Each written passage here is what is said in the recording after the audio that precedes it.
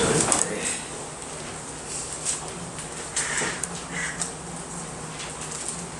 생각건대 현재의 고난은 장차 우리에게 나타날 영광과 좋게 비교할 수 없도다.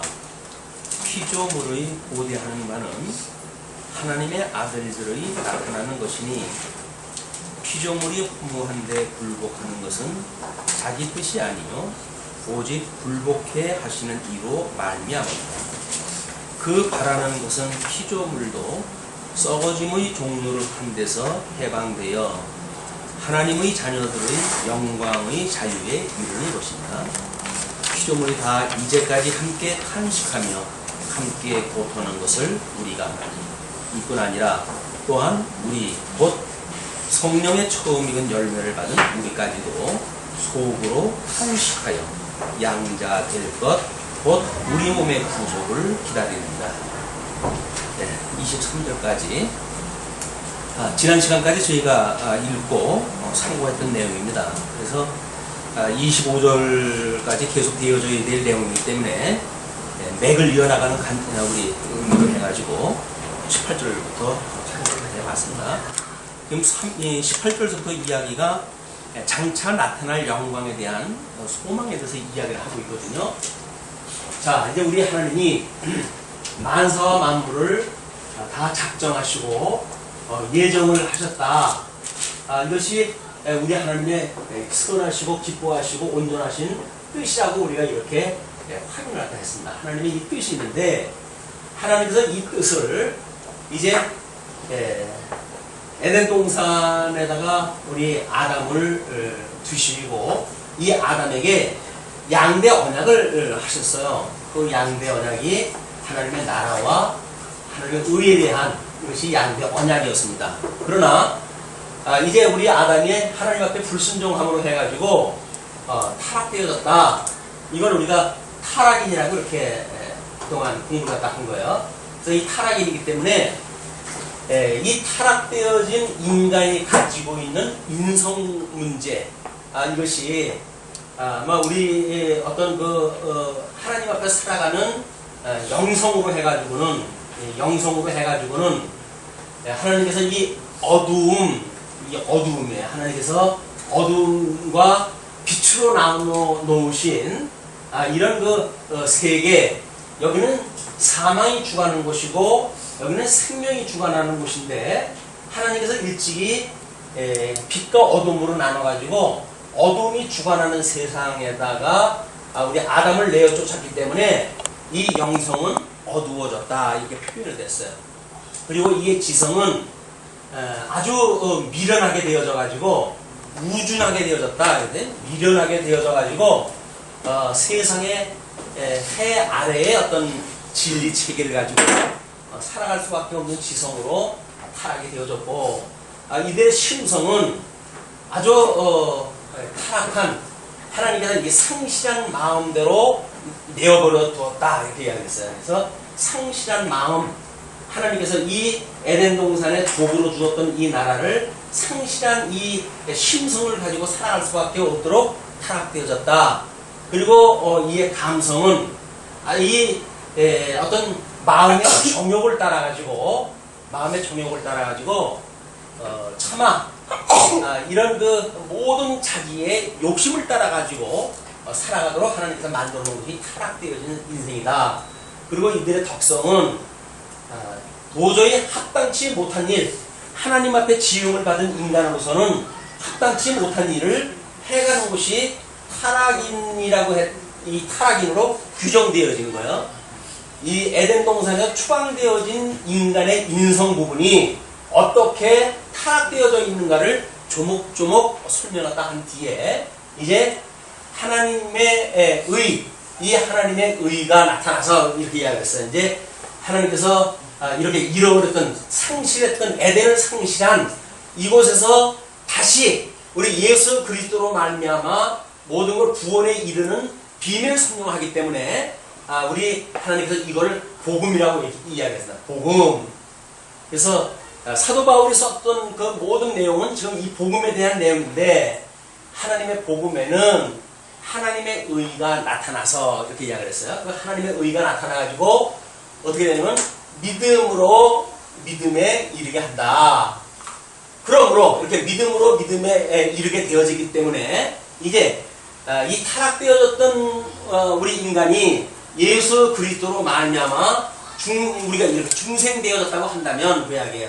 중생되어졌다고 한다면 그래서 이걸 우리가 중생되어진 사람을 하나님께서 의롭다고 칭해 줬다라고 이야기를 했거든요. 그래서 하나님으로부터 의롭다고 칭함을 받은 이 사람들은 이 믿음으로 살게 되는 거다. 이렇게 설명되어진 것이 로마서의 전체 구도입니다. 그러니까는 우리는 이제 예수 그리스도로 말미암아 중생되어진 우리 이 성도가 로마 교회의 엄청난 핍박, 그 핍박 가운데 살아가면서도 율법을 가지고 있는 유대파 기독교인들과 그 다음에 그것이 없이 이제 이방인 출신으로 해가지고 예수를 믿었던, 그래서 그들은 그 헬라의 철학을 가지고 있는 사람들인데 그렇게 무엇인가 다른 사람들, 그런 사람들을 하나님의 법을 알고 있는 유대인들이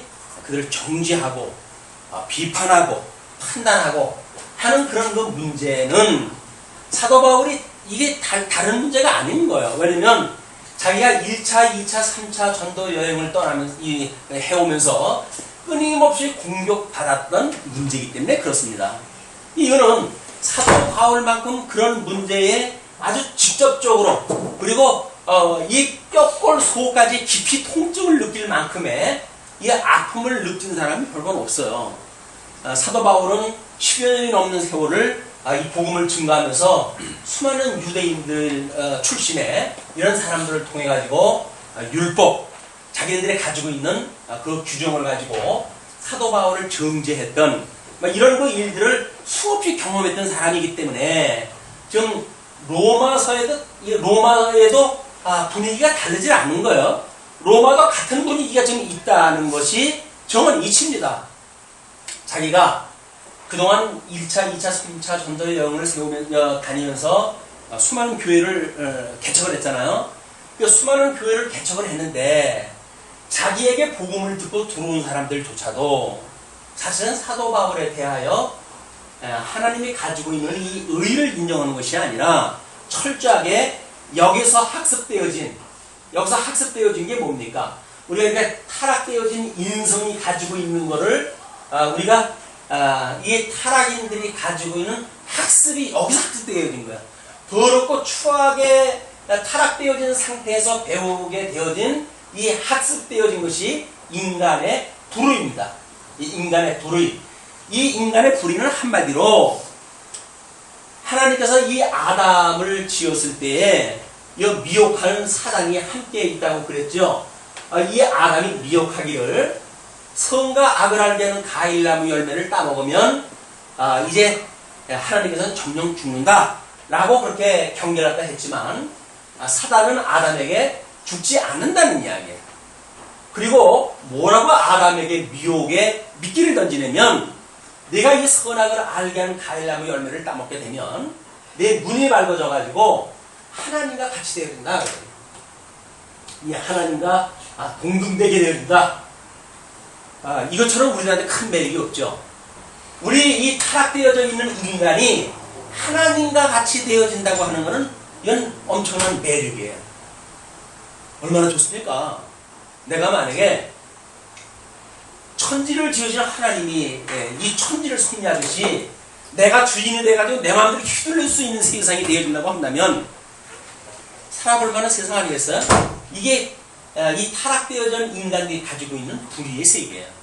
자기가 하나님 자리를 꿰차고 앉아가지고 다른 사람들을 통치하고 그리고 다른 사람들의 어떤 그런 이 하나님의 의를 받았다고 하는 이 헬라인들이 지금 예수 그리스도를 믿어가지고 의롭다고 되어지고 있는 자들, 이런 자들까지도 같은 성도임에도 불구하고 너희들은 안 된다는 거예요. 왜?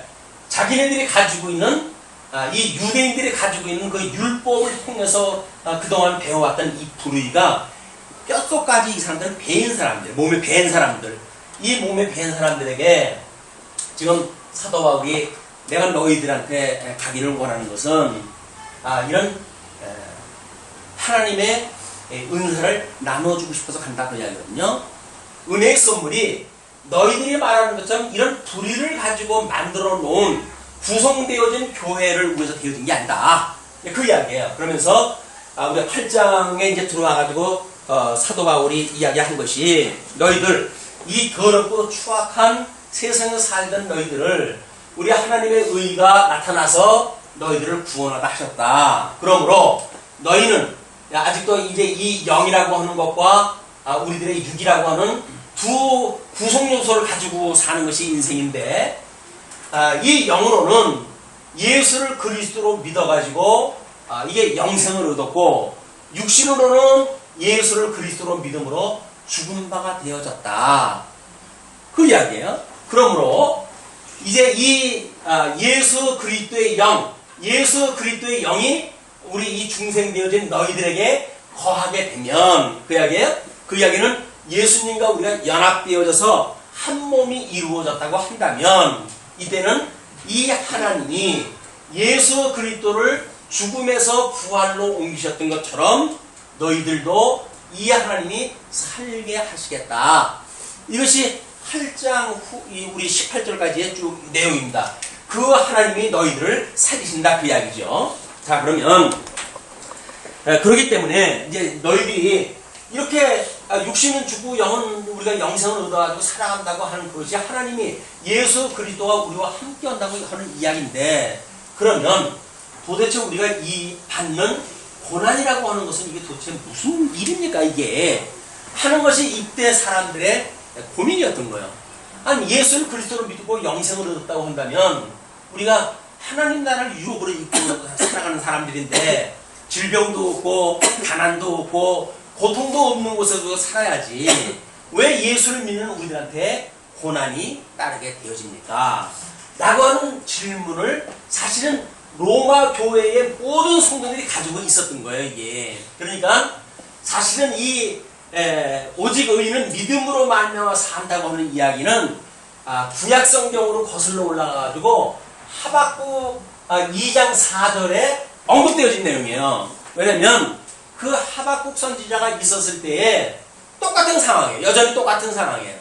하나님의 선민이라고 그러는데 고통을 받고 심판을 받아야 되는 열방들은 잘 먹고 잘 살고 도대체 이게 뭡니까 하나님? 이렇게 하니까 하나님께서 왜 그들을 배불려 가지고 너희들을 친 몽둥이를 쓰다가 그 사역이 끝나면 그들을 다 멸하고 너희들에게 회복의 영광을 주는 것인지에 대한 의미를 설명하는 것이 하박국 선지자의 그 내용이거든요.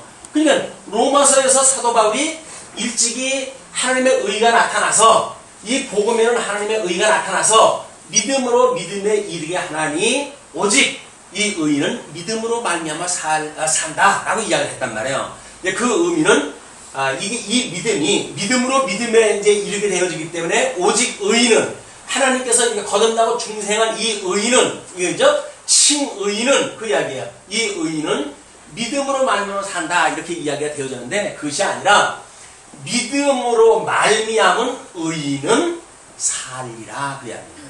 이 믿음으로 말미암은 의인, 이 의인이 자기의 불의를 가지고 의인이 되어진 것이 아니라 하나님의 의를 통해서 의롭다고 칭함을 받았기 때문에 만들어진 이 의인은 믿음으로 산다 그 이야기예요. 우리가 늘 이제 이 구원 그리고 그 이후 이거를 하나의 문제로 우리가 자꾸 설명을 했잖아요. 자, 그 문제를 오늘 이 문제를 중심으로 해가지고 이제 뒷부분을 설명하도록 합니다. 우리 하나님께서 우리는 이제 여기서 이미 작정을 하고 예정을 갖다 했잖아요. 작정하고 예정을 갖다 했는데 이 시간 세계 속에서 정오신 때가 되면 우리 하나님 우리를 부르십니다. 이 소명을 갖다 했을 때 우리는 죽어져 있기 때문에 하나님이 우리를 불렀을 때 그 하나님의 응답을 할 수가 없어요. 왜? 이미 우리는 여기서 죽어져 있는 상태이기 때문에 그래요.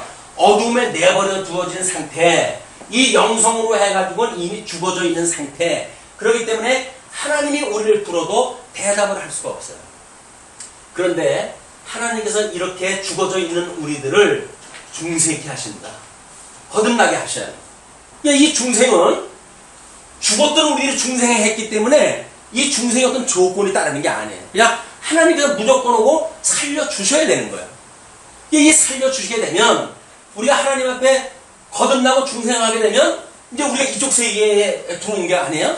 그렇게 되면 타락되어져 있던 우리들의 이걸 보고 우리가 말할 수 없는 죄인이었다 라고 하는 자기의 죄를 깨닫게 되어지고, 그러므로 하나님 앞에 회개에 이르도록 되어지는 거예요. 중생 되어졌을 때 잘못한 걸 깨닫는 거지, 중생하지도 않았는데 회개하면 중생한다고 하는 논리가 아닙니다.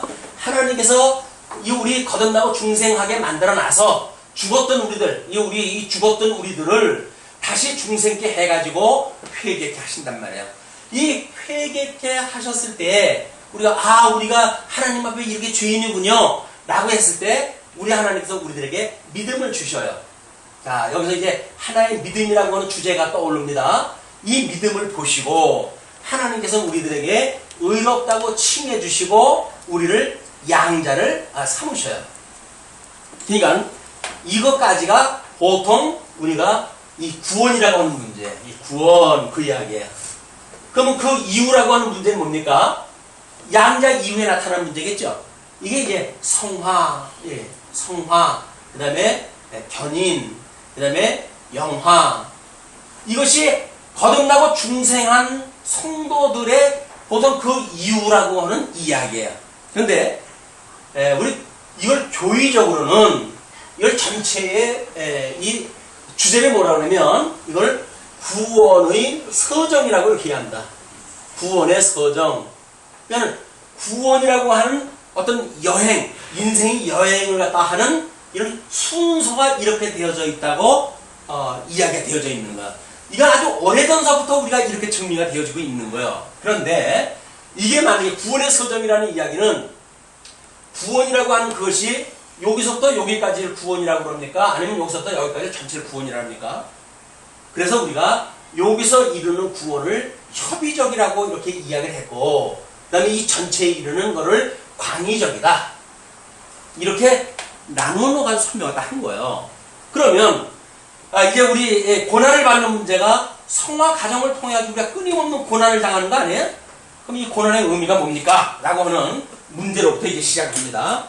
생각건대 현재의 고난은 장차 우리에게 나타날 영광과 좋게 비교할 수 없다. 피조물에 고대하는 바는 하나님의 아들들에 나타나는 것이니 피조물이 허무한 데 굴복하는 것은 자기 뜻이 아니요 오직 굴복해 하시는 이로 말미암음이라. 이건 하나님께서 이렇게 작정하고 예정하신 대로 모든 만물을 하나님께서 창조하다 하셨는데 이 창조하신 세계가 지금 저주 가운데 이게 놓여져 있단 말이에요. 이 저주 가운데 놓여져 있는 것은 창조물, 말 못하는 창조물 스스로가 저주 받고 싶어가지고 저주 드는 게 아니다 그 이야기예요. 우리 이제 어떤 그 우리가 생각할 수 있는 인간이 가지고 있는 거기 때문에 하나님께서 말할 수 없는 자연에 대해 가지고 좀 이걸 설명하다 해달라는 거예요. 왜냐면 우리들의 이 육이 흙으로 만들어진 거 아닙니까? 흙으로 만들어지는 육이 가지고 있는 이 타락되어져 있는 본성이 얼마나 추악한지 하나님의 자리에 스스로 올라가고자 하는 그런 인간이기 때문에 이 복음의 논리조차도 받아들이려고 그러지 않는 거야. 그러니까 말 못하는 자연을 통해 가지고, 자연은 말을 못하지만 인간이 봤을 적엔 자연 앞에서 경외감을 가질 정도 아니에요? 너무 광대하니까. 그러니까 그런 자연을 통해 가지고 설명하기를, 이 자연이 저주를 받은 것은 스스로가 저주받고 싶어서 그런 것이 아니라 하나님께서 무엇인가 이 아담에게 양대 언약을 하시고 그 다음에 행위 언약을 주시고 그리고 은혜 언약을 주시고 함으로 이 언약대로 이루시는 여호와이심을 통해서 하나님의 영광을 계시하시기 위해서 지금 섭리가 해가신다고 하는 대전제를 지금 설명을 하는 거죠. 그래서 이 자연에 대한 이야기를 그렇게 하는 거예요. 그러면서 이뿐 아니라 23절에 이뿐 아니라 또한 우리 곧 성령의 처음 익은 열매를 받은 우리까지도 속으로 탄식하여 양자되어 곧 우리 몸의 구속을 기다립니다.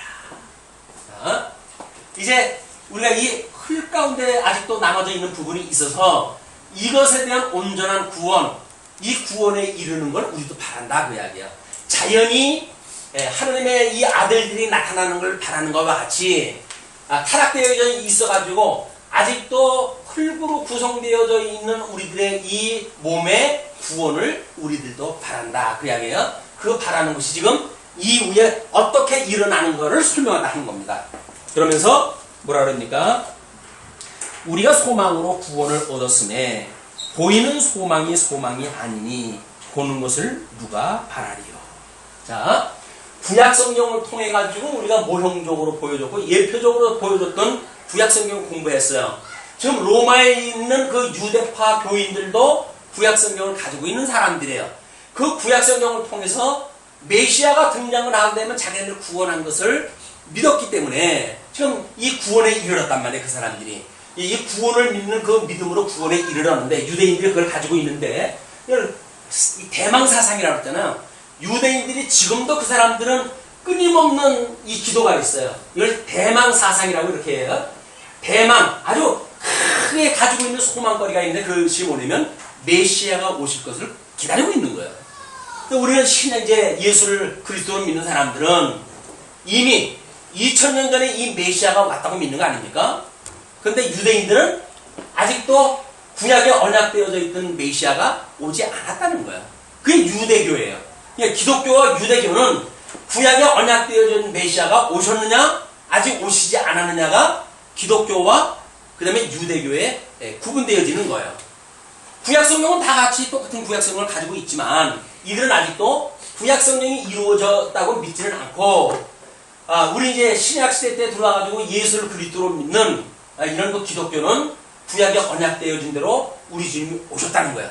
그러니까 이미 우리가 이걸 소망한 대로 메시아가 이 땅에 오셨고 이분으로 말미암아 우리가 구원을 받았으니까 그 이야기죠. 소망은 우리가 이렇게 소망이 이루어졌으니까 그 이야기예요. 그 소망으로 구원을 얻었음에 보이는 소망이 소망이 아니니 보는 것을 누가 바라리요? 그러니까 구약성경에 언약되어진 것만 가지고 소망 가운데 우리가 구세주를 만나가지고 구원을 받은 사람들이기 때문에 여기서 대망했듯이 이 구원, 몸의 구원이라고 하는 이것도 우리가 어떤 눈에 보이는 잡는 것이 아니라 눈에 보이지 아니하는 소망 가운데 이걸 우리가 바라는 것이다. 그 이야기예요. 무슨 이야기인지 아시겠죠? 우리 이 협의적인 구원도 구약성경을 통해서 믿음으로 구원에 이른 것과 같이 우리들의 이 어떤 구원 그 이유라고 이제 우리가 굳이 구분을 갖다 한다면 이 부분도 소망 가운데 이루어지는 것이 분명하지 않겠느냐? 너무 논리적이죠. 뭐 그냥 읽어나가서 설득도 안 하시겠죠? 자, 누가 바라리요? 만일 우리가 보지 못하는 것을 바라면 참음으로 기다릴지니라. 이 대망사상을 통해 가지고 메시아가 올 때까지 아수르, 북쪽 이스라엘은 아수르로 팔려갔고 남쪽 유다는 바벨론으로 팔려갔고 그 바벨론에서 포로로 귀환이 되어졌지만 여전히 페르시아 그 다음에 헬라에 의해 가지고 또 예수님 오셨을 당시에는 로마 제국에 의해 가지고 끊임없이 핍박을 당하고 있는 이 선민국가였단 말이에요. 그러니까 이렇게 선민국가 가운데 우리 주님이 오셨듯이 주님의 몸된 교회에서 우리가 육으로 살아가고 있는 우리들도 마찬가지로 끊임없는 공격이 있는 가운데 이 음부의 공격이 있는 가운데에 음부의 권세가 무너뜨리지 못하는 교회를 세우신다고 했던 주님의 언약의 말씀을 우리가 붙들고 소망 중에 인내하게 되어진 것이다. 우리 주님의 약속되어진 대로 되어질 테니까. 그러니까 우리가 이것이 믿음으로 되어진다고 한다면 인내를 할지어다. 그 얘기입니다. 인내를 기다릴지라. 그 얘기죠. 이와 같이 성령도 우리 연약함을 도우시나니 우리가 마땅히 빌 바를 알지 못하나 오직 성령이 말할 수 없는 탄식으로 우리를 위하여 친히 간구하시느니라. 자, 우리 예수님이 오셔가지고 우리를 구원을 시켰어요. 자, 우리 예수님이 이제 혈통적으로는 다윗의 자손으로 오셔가지고 죽으셨고 성결의 영으로는 사망에서 부활을 갖다 하셔가지고 하나님의 아들로 인정되어졌다 그랬잖아요. 그 하나님의 아들로 인정되어진 이분의 사역을 누가 증거를 하냐면 우리 주님은 승천하셨고 그리고 성령을 보내주셔가지고 이 성령이 주님의 몸된 교회를 세우시고 이미 예정되어 있는 날을 불러내서 주님의 몸된 교회의 구성원이 되어지게 하신단 말이에요. 이렇게 구원을 이루는 것을 성령께서 지금까지 인쳐가지고 우리들한테 믿게 하신 거 아니에요. 우리 믿음이라고 하는 건 뭡니까? 성부 하나님께서 우리를 예정하신 대로 성자 예수님이 이 성자 하나님이 우리를 오셔가지고 구원을 하셨고 성령 하나님이 인치심으로 깨닫게 하신다고 하는 걸 믿는 것이 믿음이란 말이에요. 그러면 이 성령 하나님께서 우리를 이렇게 거듭나고 중생했다, 우리는 하나님 앞에 의롭다고 칭함을 받았던 의인이다 라고 인정해 준 것을 믿는 믿음을 가지고 있으니까 그 이야기예요. 성령께서 그런 그 믿음을 지금까지 이루어졌던 것처럼 앞으로도 이루어질 거를 누가 기도를 갖다 해갑니까? 성령께서 기도를 갖다 하신단 말이에요. 하나님의 영이 우리와 함께 계시면서 끊임없이 그걸 강구하시는 거예요. 왜? 이 인간의 불의의 경험을 가지고 있는 우리들은 스스로 하나님의 뜻을 알 수가 없습니다.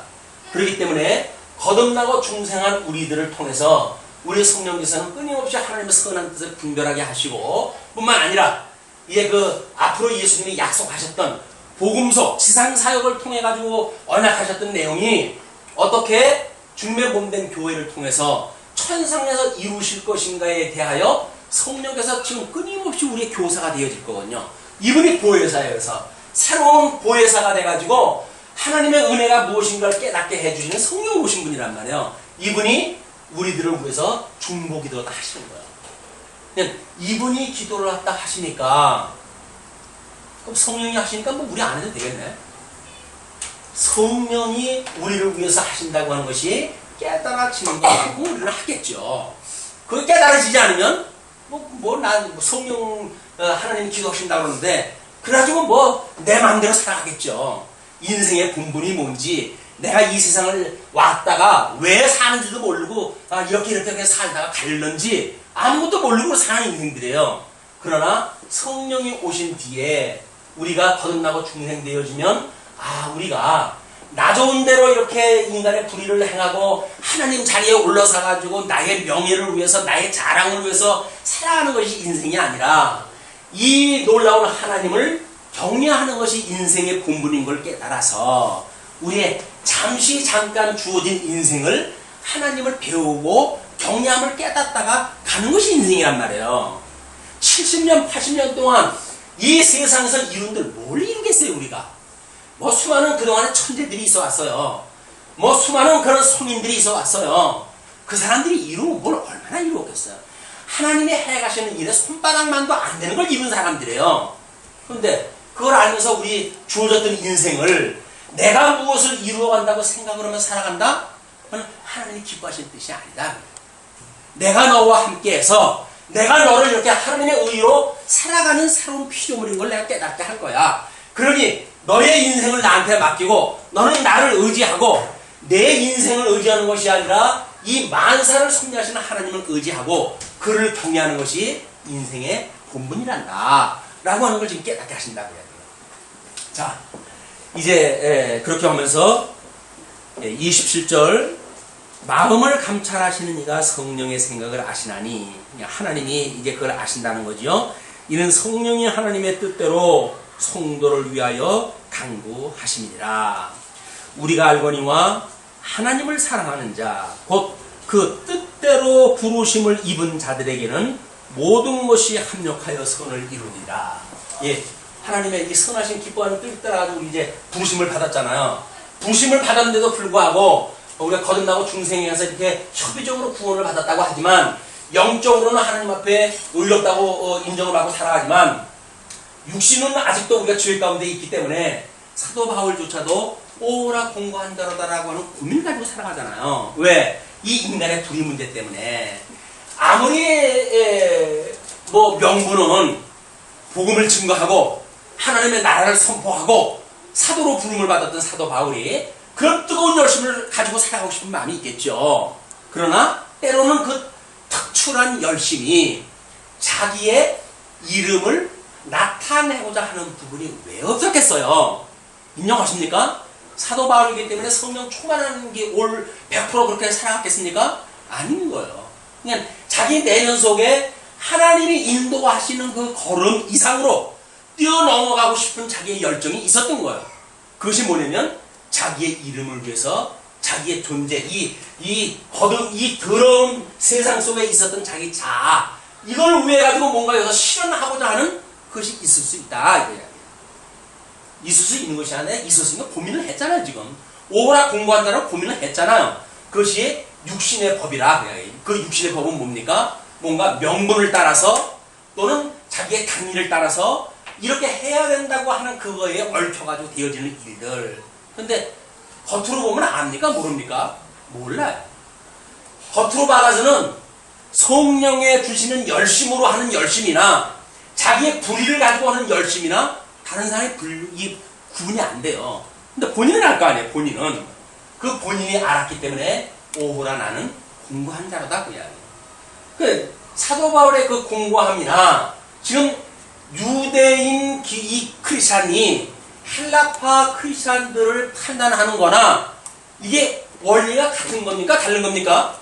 똑같은 거예요. 사도 바울은 대타적으로는 수많은 유대인들의 공격을 받아가지고 뼈아픈 아픔이 있었지요. 근데 자기 내면 세계를 보니까 그 법이 그대로 있는 거예요. 유대인들의 문제가 아니라 나의 문제인 거예요. 자, 오늘 특별계시를 통해서 사도 바울의 아픔을 우리는 이제 확인하다 했어요. 이것이 특별계시에 기록되어진 사도 바울의 아픔으로만 끝난다고 한다면 여전히 우리는 남의 이야기예요. 사도 바울 잘났는지 알았더니 걔도 여전히 못났네 라는 이야기가 흘른지 몰라요. 근데 성경은 우리가 이 하나님의 뜻을 아시는 성령이, 우리에게 보혜사 되어진 성령이 우리에게 깨달음을 주신다고 한다면 그 문제는 구약 식구 이 어떤 그 유대파 크리스타인의 문제가 아니라 사도 바울의 고민이 아니라 곧 우리들의 고민이라. 그 이야기. 그 고민을 가지고 계십니까? 하나님께서 우리에게 걸음문을 주셔가지고 구름기둥으로 인도하고 불기둥으로 인도를 하시는데 그 인도하심을 우리가 인지하고 모든 거에 만족하면서 오늘은 여기까지군요 라고 인정하면서 우리가 살아가는가. 근데 우리가 모르긴 몰라도 여기에 살아왔던 우리들의 이 학습되어진 이 내공을 가지고는 죽어도 못 견디죠. 어떻게든지 다른 사람보다 한 발짝이라도 앞서가야지, 다른 사람보다 한 치라도 높아져야지, 다른 사람의 이름보다는 내 이름을 높여야지, 이런 걸로 가득 차 있는 인생이기 때문에 이것도 자유로울 사람들이 아무도 없는 거예요. 다만 인지를 못할 뿐이에요. 왜? 어둠에 버려졌으니까. 이 육신의 생각은 이 어둠에 버려졌기 때문에 다만 인식을 못하는 것뿐이에요. 난 어저께만 잠자다가 깨가지고 로운이가 나를 보면 운가 그랬더니 오늘 아침에 나를 보면서도 마찬가지 반응이 일어나네요. 그런 걸 봐가지고는 아직 인지가 안 되는 거예요. 할아버지라고는 인식이 없는 거예요. 할아버지라고 하는 인식이 없는 것이 어린 로운이라고 한다면, 지금 이 하나님에 대한 인식이 없다고 한다면 우리는 여전히 어둠 속에서 몰라보는 거예요. 이 하나님의 뜻을 몰라보는 거예요. 그리고 우리가 학습되어져 있는 그것이 정당한 줄 알고 이걸 붙들고 왜 인생을 산단 말이에요. 인생을 살아가지만 지금 성경이 이야기하는 게 뭐라 그럽니까? 우리 두 가지를 두어가지고 하나님께서 모든 거를 합력해가지고 뭘 이루어간다고요? 하나님의 선한 뜻을 이루어가신단 말이에요. 우리가 이렇게 비록 육신의 소용에서 더러움 속에 아직도 우리가 타락되어져 있던 본성을 가지고 있던 그 생각을 떨어버리질 못하고 아직도 그 속에 살아가는 것이나, 또는 거듭나고 중생한 새로운 피조물이 되어져서 하나님의 선한 뜻을 분별하고 살아가는 우리들이나, 이 두 가지는 여전히 하나님의 궁극적인 선을 이루어가는 과정이다. 그 이야기, 이게 과정이다. 그 이야기예요. 이 과정을 가지고 우리가 여기서 뭐 누구는 나보다 잘났느니, 누구는 나보다 못났느니, 누구는 나보다 의인이니, 누구는 나보다 불의인이니, 이런 걸 구분할 수가 없는 거 아니에요? 이 과정에 가는 사람들이라고 한다면 너나 할 것 없이 똑같은 거, 인생이. 근데 얼마나 우리가 좀 나은 게 있다고 다른 사람이 못났니, 뭐 어떤 사람은 죄인이니, 이걸 손가락질을 할 수 있는 조건이 우리가 전혀 없어요. 그냥 무지렁이 같이 죽었던 인생들을 하나님께서 불러내가지고 거듭나고 중생을 시켜주셨다니까요. 그런데 뭘 우리 자랑거리가 뭐가 있습니까? 하나님 앞에 뭘 우리가 자랑거리가 있어가지고 내가 그래도 구원받을 만한 해서 이런 구원을 시켜주셨고 이런 자랑을 우리가 어떻게 해요? 만약에 불러냈을 때 우리가 이렇다고 한다면 나머지 있는 이 인생도 여전히 이런 인생인 거예요. 우리가 인지 못하는 가운데 죄 가운데 빠지고 그러나 우리 하나님께서 이제 깨달음을 주셔가지고 하나님의 선한 뜻을 분별하게 하시고 이렇게 살아가게 하시는 것이 뭘로 말미암는 것이다? 하나님의 의가 실현되어지는 것이다 그 이야기예요. 근데 이 구원의 모든 서정은 곧 하나님의 의의 실현이에요. 실현.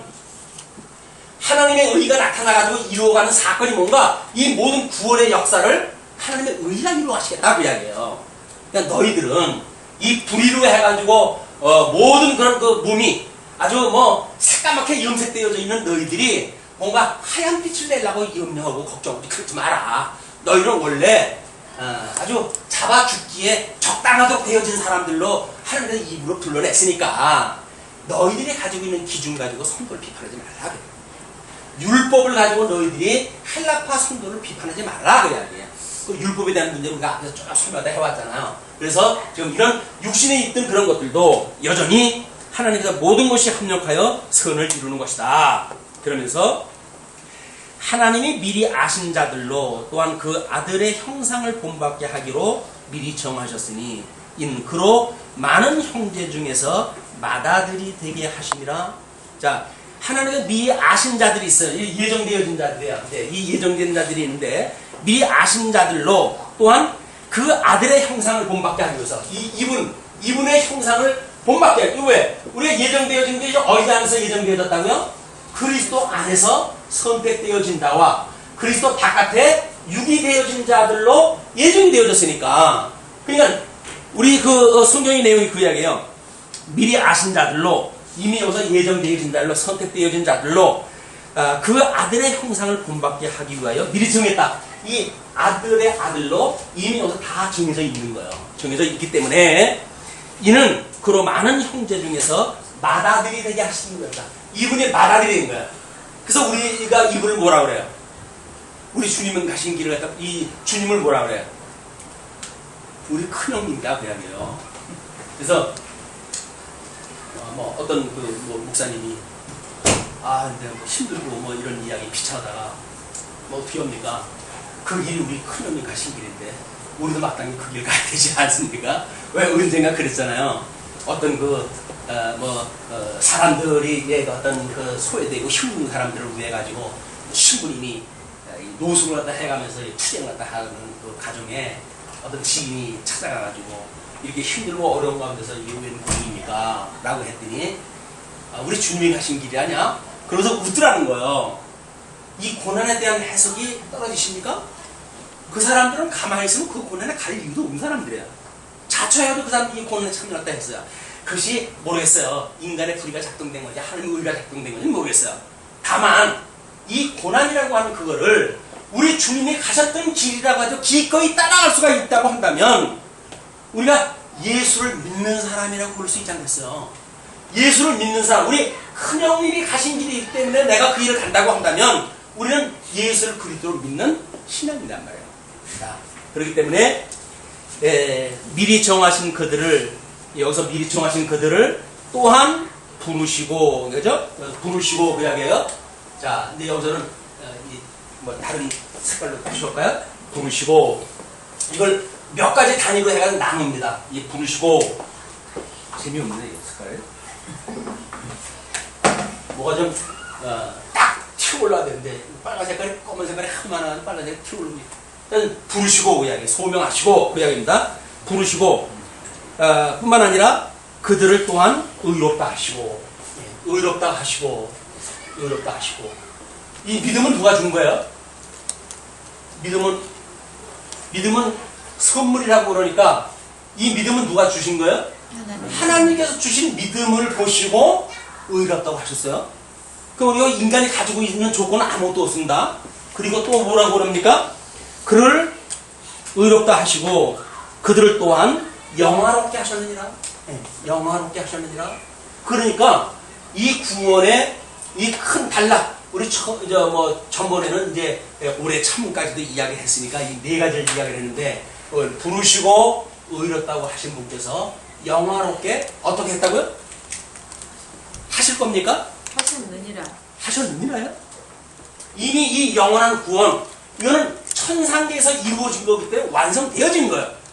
다만 시간 세계를 통해서 우리들한테 감지하도록 주신 것은 이 육체의 우리를 아직도 남겨두어 가지고 하나님의 이 언약대로 이루어가시는 섭리하다 펴시는 그것은 육신이 감지할 수 있는 시간과 공간과 형상이라고 하는 계시를 통해 가지고 우리들로 하여금 깨닫게 하시기 위해서 나눠져 있는 거지. 영원한 세계에서는 이미 영화롭게 하신 거예요. 하신 거. 이게 믿어져야 세상에서 우리가 일어나는 고난에 대하여 담대할 수가 있는 거예요. 아니 하나님께서 이미 다 이루신 건데 잠시 잠깐 받는 고난 때문에 고민할 게 없잖아요. 아 하나님께서 이건 아마 이것도 좋고 뭐 배우려고 주신 건가 보다 라고 해서 우리 주님의 계시의 영광을 배우고 익히면 되는 거지. 고난을 어떻게 하면 극복할 거냐, 고난을 어떻게 하면 피할 거냐 라고 하는 문제가 아니란 말이에요.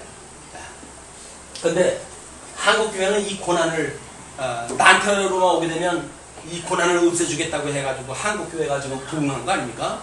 나한테만 오게 되면 복을 빌어가지고 당신들 모두 부자가 되게 해줄게. 나한테만 오게 되면 모든 질병을 가지고 있는 사람 모든 병을 고쳐줄게 라고 해가지고 지금 한국교회가 부흥이 된 거예요. 부흥인지 아니면 떼거지를 뭐하는 건지 모르겠지만 근데 요즘 와가지고 먹거리, 병원, 복지시설 그렇게 힘들지 않아졌어요.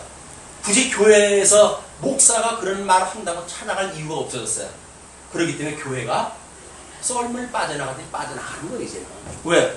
이렇게 하기 위해서 해준다고 그랬는데 고난을 피하기 위해서 해준다고 그랬는데 이제는 배불른 세상에 대해서도 그렇게 이 고난을 받을 만한 세상이 아니에요. 그럼 이제 교회가 필요 없는 거 아니에요. 이거 떠나는 거예요. 교회라고 하면 고난을 피하라고 주는 게 아닙니다. 교회 오게 되면 모르고 있던 고민까지 알게 돼요. 우리가 잊어버리고 있던 사항까지 깨우쳐져요. 말씀이 선포되어지는 순간 우리 보고 죄인이라는 거예요. 아니 이것도 기분 좋은 사람이 어딨어요. 땀을 흘리면서 우리 사랑에 수고했다 해요. 근데 그 열심이 하나님이 주시는 열심이 아니라 인간이 가지고 있는 열심이라고 한다면 오호라 공고한 자노라고 하는 고백이 있어야 된다고 이야기를 해요. 허례는 얘기, 말레는 얘기. 주님의 일을 허례는 얘기, 말레는 이야기예요. 주님이 친히 행하신다는 이야기예요. 믿어지게 되면 믿음으로 산다는 거예요. 믿음으로 그런 행위가 나오는 거지. 우리가 또 열심히 그 일을 이루어가는 게 아니다. 하나님이 행하신다고 하는 게 믿어지게 되면 그 믿음의 열매가 맺히는 거예요.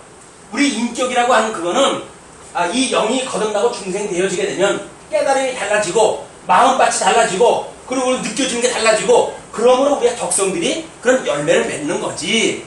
마치 우리들이 어떤 의를 행해가지고 하나님의 구원을 받는다든지 하나님의 하나님의 의가 실현되어진다든지 그런 개념이 아니란 말이에요.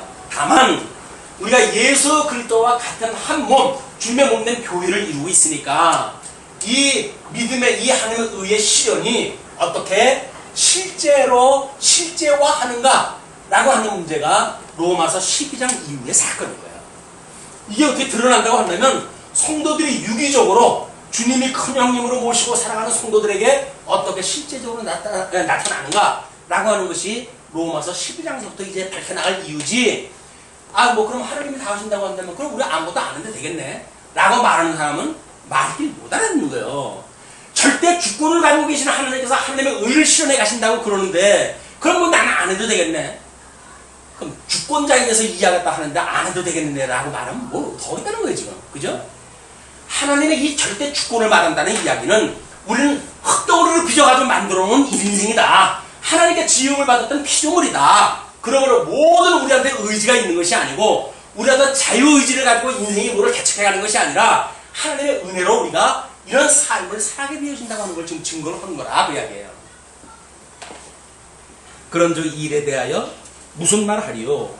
만일 하나님이 우리를 위하시면 누가 우리를 대적하리요? 고난을 갖다 주었을 때에 자기 아들을 아끼지 아니하시고 우리 모든 사람을 위하여 내어주신 이가 어찌 그 아들과 함께 모든 것을 우리에게 은사로 주지 아니하시겠느냐? 그러니까 결국 이 고난을 통해 가지고 주어진 게 뭡니까? 은혜의 선물을 주시겠다는 얘기예요. 은사. 우리 이 믿음은 하나님의 이 은혜의 선물이라 해서 구원은 이 믿음은 하나님 앞에 그는 선물이에요. 믿음의 선물. 이 은혜 은자의 선물, 이 하사할 때의 사자예요. 그러니까 선물로 받아준 믿음이니까 하나님께서 우리에게 믿음으로 이 선물을 주셨듯이 이 영화에 이르는 모든 여정도 결국은 선물로 되어진다. 그러니까 구원과 그 이유는 이런 구원으로 한다면 나눠 놓을 수 있겠으나 구원이라든지 하나님의 의의 실현이라든지 하는 문제를 보게 되면 하나의 문제라는 거예요. 이 모든 문제가 하나의 논문이 되어져야 될 것이지 이것이 굳이 나눈다고 한다면 이 양자 되어진 데까지와 그 다음에 거룩하고 고난을 받으면서 영화에 이르는 과정까지 이렇게 나누어 가지고 설명을 할 수 있겠으나 광의적으로는 결국 하나의 문제다. 아니 로마서가 어떻게 이렇게 자세히 이걸 갖다 해놨는지 모르겠어요. 32절 자기 아들을 아끼지 아니하시고 우리 모든 사람을 위하여 내어주시니가 어찌 그 아들과 함께 모든 것을 우리에게 은사로 주지 아니하시겠느냐? 믿어지십니까? 아멘 하시기 바랍니다. 누가 능히 하나님의 택하신 자들을 송사하리요 의롭다 하신 이는 하나님이시니 누가 정죄하리요 죽으실 뿐 아니라 다시 살아나신 이는 그리스도 예수시니 그는 하나님 우편에 계신 자요 대주제로 계신 자요 우리를 위하여 강구하시는 자신이라. 우리가 보통 사람들이 아니에요. 하나님의 아들도 우리를 위해서 기도하고 하나님의 영이신 성령님도 우리를 위해서 기도하시는 이런 우리들의 이 존재예요. 그런데 고난점 받는다고 해가지고 우리가 포가 빠져 산다는 이야기는 이 하나님 앞에 체면이 안 서는 일 아니니까 얼마나 우리가 하나님을 하나님으로 알아보지를 못하게 되면 세상이 주는 고난 앞에 우리가 무릎을 꿇겠느냐고요. 세상에 주는 고난, 환난 날에 온전히 기뻐할 일이 그겁니다. 왜? 우리 주님께서 이 환난을, 이 성화의 이 고난을 통해 가지고 끝까지 붙들어 주시는 걸 확인시켜 주시는 거 아니에요. 끝까지 확인을 시켜 주시는 일이기 때문에 이 고난은 이 견인을 확인시켜 주시는 안전장치예요. 우리 그리스도인이라고 하면서도 고난이 없다고 한다면 그건 거짓말이에요. 고난이라고 해도 또 뭐 배불리 먹고 사는 걸 가지고 이야기하게 되면 참 또 우리 이야기 참 답답한 거예요. 우리 인생이라는 게 입에 뭐 먹을거리만 집어넣는다고 해야지 인생이 아니잖아요. 어떤 영을 가지고 사느냐, 어떤 지성을 가지고 사느냐, 어떤 마음을 가지고 사느냐 라고 하는 우리 어떤 인격에 대한 문제지. 아이 뭐 먹을 것 좀 있다고 해가지고 아이 세상 뭐 걱정이 있어요. 먹을 거 뭐 많은데 아이 뭐 이만큼 건강하게 사는데 세상 걱정거리가 뭐 있어요 라고 말하면 좀 우리 대화 안 되는 거예요. 적어도 여기서 말하는 이 고난이라고 하는 거는 예수를 그리스도로 믿었기 때문에 나타날 수 있는 모든 고난을 이야기를 하는 거예요. 예수를 믿는다고 하면 나 혼자 배불리 배먹고 잘 산다. 근데 난 아무 고민이 없다. 그럼 예수를 믿는 거지 그 의심스러운 거예요 그게. 아니 어떻게 같은 지체가 굶어 죽고 있는데 자기 혼자 배불리다고 해가지고 아무런 문제가 없어요. 다른 지체가 아프게 되면 내 아픔이지 고통이 오는 거 아니에요. 그게 교회의 연보란 말이에요. 그래가지고 구제가 이루어지고 그 하나님의 말씀을 깨달았지만 주어진 여건이 뭔가 불만족스러워가지고 하나님 앞에 박해를 받고 있고 고난을 받고 있다고 한다면 같은 지체인데 이거 그리스도 안에서 같은 지체라면요 한 몸이라면요 한 몸이 어떻게 이루어질까를 어떻게 나만 생각하고 살아갈 수가 있어요. 같은 몸인데 아니 오른손으로 들고 가다 무거우면 왼손으로 바꿔지는 것이 인지상정이지 오른손으로 들고 가다가 힘이 드는데 왼손이 없는 얘기가 너 야 힘드니까 너 왼손 좀 받을래? 왼손이 야 나는 원래도 오른손 제비하냐 네가 다 들고 가지고 날 시켜. 만약에 왼손이 그런다고 한다면 잘라 버려버려 이걸. 아니 같은 지체인데 오른손이 힘든데 너가 견딜 거지 내가 무슨 상관이 있느냐 라고 말하는 이야기는 한 몸이라는 거야 아니라는 이야기야? 아니라는 이야기예요. 너의 고통은 나하고 상관이 없다는 거예요. 왼손이 이 이해가 되는 몸뚱어리입니까? 이 몸뚱어리가 중요한 놈들도 마찬가지인 거예요. 지체라고 하는 이야기는 한 몸이라는 이야기. 자, 35절 누가 우리를 그리스도의 사랑에서 끊으리요? 환난이나 공고나 핍박이나 기근이나 적신이나 위험이나 칼이다. 자기가 받았던 모든 고난을 다 설명을 하면서 기록된 바, 우리가 종일 주를 위하여 죽임을 당케 되며 도살할 양같이 여김을 받았나이다 함과 같으니라. 그래서 시편 44편 22절 말씀을 인용하다 해가지고, 그리스도를 믿는다는 이야기는, 그리스도와 한 몸이 되어진다는 이야기는 그리스도가 도살할 양같이 영임을 받듯이 우리들도 도살할 양같이 이 고난을 받는 것이 합당하다는 그런 그 성경 근거를 제시한 겁니다. 그러나 이 모든 일에 우리를 사랑하시는 이로 말미암아 우리가 넉넉히 어떻게 하느니라? 승리. 이 고난에서 승리한다고 하는 걸 가지고 뭐가 확인됩니까? 하나님께서 우리와 함께 한다고 확인이 되는 거예요. 우리 주님께서 나와 함께 하심으로 나를 붙들고 있다고 하는 게 확인되어지는 거예요. 아니, 어린애가 이 위험한 길을 가는데 보호자가 붙들고 갈 거 아닙니까? 보호자가 붙들고 가는데 어린아이는 보호자의 그 기능을 잘 모르잖아요. 노라는 거야. 자기 혼자 간다고. 보면 몇 발자국 못 가고 넘어져요. 그런데도 이 어른이 붙들게 되면 피하는 거야. 자기가. 뭡니까 이게? 천사 같은 애기라고요? 악성으로 가득 찬 의지라고 하는 걸 모르는 거예요. 믿음의 세계를 모르는 거예요. 의지할 대상이 누군지 모르는 거예요. 근데 얼굴만 보고 천사가 왔다고요? 천사는 눈치 볼 천사예요. 악으로 해가지고 똘똘 뭉쳐가지고 태어난 거예요. 태어나자마자 아시잖아요. 왜 그럽니까? 고통이 시작된 거예요. 이제 인생의 고통이 시작되어진 거예요. 이 어떤 동물의 세계에서 짐승권세의 그 속에서 어떻게 생존 경쟁을 이기고 내가 이 세상을 살아갈 것인가 라고 하는 출발이에요.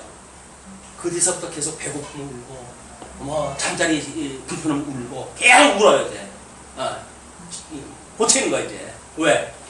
나 좀 어떻게 해봐라. 나만 부모냐? 날 어떻게 해줘야 될 거 아니냐? 그 얘기예요. 아이들은 이렇게 울어가면서 나만 부모냐? 날 어떻게 해야 될 거 아니냐? 라고 하는 거 아니겠어요? 조금 크면 달라지나요? 왜인걸? 더 해요. 조금 더 크면. 지금도 클수록 더죠. 왜? 여기서 학습되어지는 게 이게 어딘데? 나중에는 부모를 타고 놀아요. 그냥. 당신은 내가 허는 대로 해요. 왜? 당신이 이제 힘 빠졌잖아. 내가 당신이 당신은 이제 뭘 해야 되잖아. 그러면 나한테 도움을 받을 사람이 나한테 그렇게 하면 되겠어? 그게 아니에요. 그러면 노인들은 힘없고 없으니까 허리가 부어가지고 그래 침대로 할게. 인생이에요. 그걸 좋은 말로 삼부 좋은 사람인 거예요. 어렸을 때 부모님을 따르고 결혼을 갖다 하게 되면 남편을 따르고 늙으면 자식을 따른다는 것이 우리 여인네들이 한 많은 인생을 살아오면서 터득한 이게 여인의 길이구나. 여인의 길이구나. 이 젊은이들이 이제 눈치가 채니까 난 그러고 안 살 거야. 난 그러고 안 살 거야. 결혼 내가 왜 해? 안 해. 그 인간 내가 빨래 빨아주려고 결혼을 갖다 해? 안 해. 나도 내 인생 살아야지. 똑똑하죠? 똑똑한 것 같죠? 똑똑한 것 같은 거예요. 하나도 달릴 바가 없어요. 여전히 이 불로 학습되어지는 인간의 이야기. 그러나 사망이나 생명이나 천사들이나 권세들이나 현재일이나 장래일이나 능력이나 장래일이나 현재일이나 시간을 뛰어넘는 모든 일들, 시간과 공간과 형상에 제한되어진 모든 사건들, 이런 사건들이 천상세계에서 이루신 하나님의 영원한 하나님의 의를 무너뜨릴 수 없다는 거예요. 그게 우리 이 구원의 기쁨인 거예요. 영원한 구원을 받은 사람의 기쁨인 거예요. 비록 육신을 가지고 살아가기 때문에 현재 고난을 받을 수밖에 없지만 우리들의 이 고난은 잠시 잠깐 받는 고난이고 우리의 이 영혼은 영원한 것이니까 좋게 비교할 수가 없다고 생각이 드는 거죠. 높음이나 깊음이나 다른 아무 피조물이라도 모든 피조물이 다 포함되어지는 겁니다. 우리 주 그리스도 예수 안에 있는 하나님의 사랑에서 다 잡혀오시죠. 끊을 수 없느니라. 끊을 수 없대요. 있어. 하나님이 우리를 향하신 사랑, 십자가상에서 확인시켜 주신 사랑, 확증되어진 이 사랑, 하나님이 우리를 사랑하시기 때문에 독생자까지도 아낌없이 십자가에 못 박아 죽는 데까지 내어주신 그 하나님의 우리 이 사랑이 어떠한 이 음부의 계략과 또는 협박과 공갈과 속임과 이런 것들이 있다 할지라도 우리 하나님의 이 사랑에서 우리한테 궁극적으로 승리하게 하신다. 그러면 우리 살만한 거 아닙니까? 예수를 그리스도로 믿고 하나님의 이 의가 실현되어지는 우리의 성도들의 모든 삶은 살만한 인생인 겁니다. 어떤 의미를 가지고요? 하나님의 계시의 영광을 배우고 익히는데, 하나님의 나라의 영광을 배우고 익히는데, 하나님의 의의 영광을 배우고 익히기에 가장 합당한 현실로 주어지는 문제들이라고 해야 돼요. 우리 몸된 교회의 말씀동 서원교회의 이상인 거예요. 말씀동 서원교회에서 뭘 갖다 해야지, 전도를 열심히 해야지, 뭐 이런 것들이 목적이 아닌 거예요. 그냥 계시의 영광이 뭔지 보고 배우시면 돼요. 보고 배우시면 하나님의 기업의 영광이 뭔지 그냥 보고 배우시면 되는 거예요. 보고 배우고 익히다 보게 되면 어떻게 실제화되어지는지가 끊임없이 하나님이 나와 함께 하신다고 하는 걸 믿으시고, 이게 확신되어지는 가운데 말씀운동 서원교회는 우리 주님께서 굳게 세우고 가실 거예요. 굳게 세우시고 주님께서 세우시는 거예요. 인간이 열심히 이걸 이루어가는 것이 아니라 주님께서 이루어가신다. 이 주님을 알고 평생을 살게 하신 그 하나님께 영광을 돌립니다. 영광을 돌립니다. 영광 돌리면 뭐 끝이죠? 기도하시죠.